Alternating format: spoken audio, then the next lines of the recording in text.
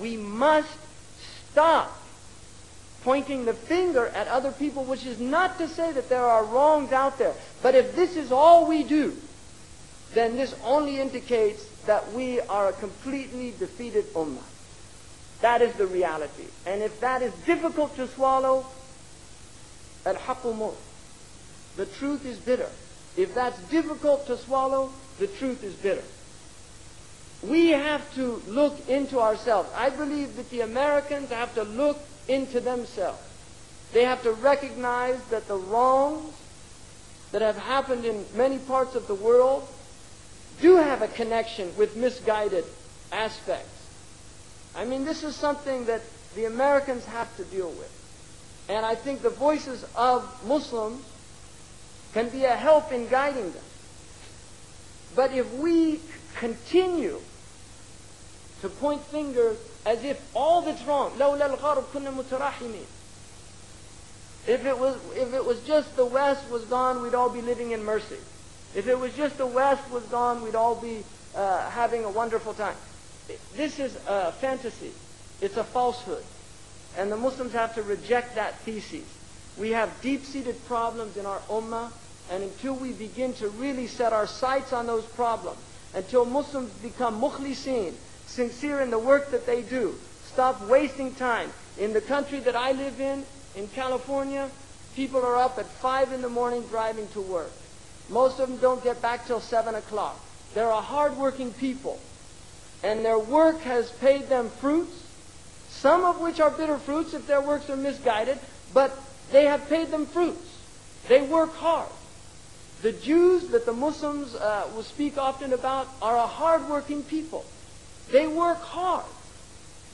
But when you look at many of the Muslims, you don't see that same level of dedication. You don't see that same level of work. And the nature of the world is that it's sunan. If you follow the sunan, you will succeed. But if you don't follow those patterns, you won't succeed. And Allah subhanahu wa ta'ala, He gives to people. Yuti mulku man yasha. He didn't say yuti mulku al-muslimin. Yuti mulku man yasha. He gives His dominion to whomever He pleases. And there's a wisdom in that.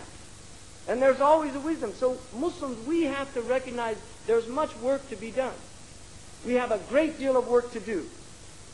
We need to educate ourselves. We need to be concerned with constructive matters, not destructive matters, because the Muslims, by their nature, are builders. They're producers.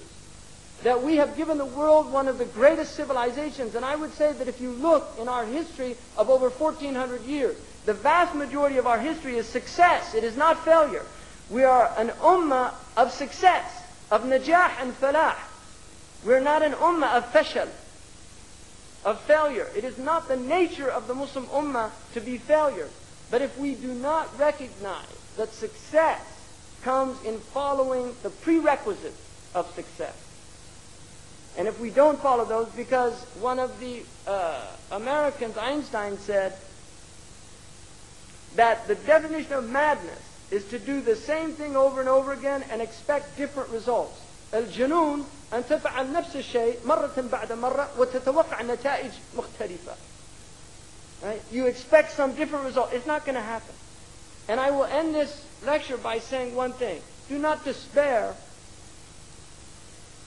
of the Europeans or the Americans. And I think that my presence here is a testimony to that truth. Do not despair. لا تبلسوا, because Iblis is the one who ablasa.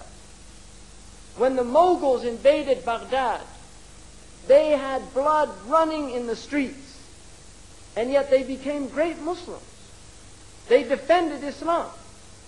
And in fact, those Muslims, because their tawheed was intact, when they came down, they said, this is adab Allah, sullita alayna li dhunubina. That's what the Muslims said. This is a punishment from Allah that has come to us because of our own wrong actions. رَبَّنَا لَا تُسَلِّطْ عَلَيْنَا بِذُنُوبِنَا مَنْ لَا يَرْحَمُنَا وَلَا يَخَافُكَ فِينَا.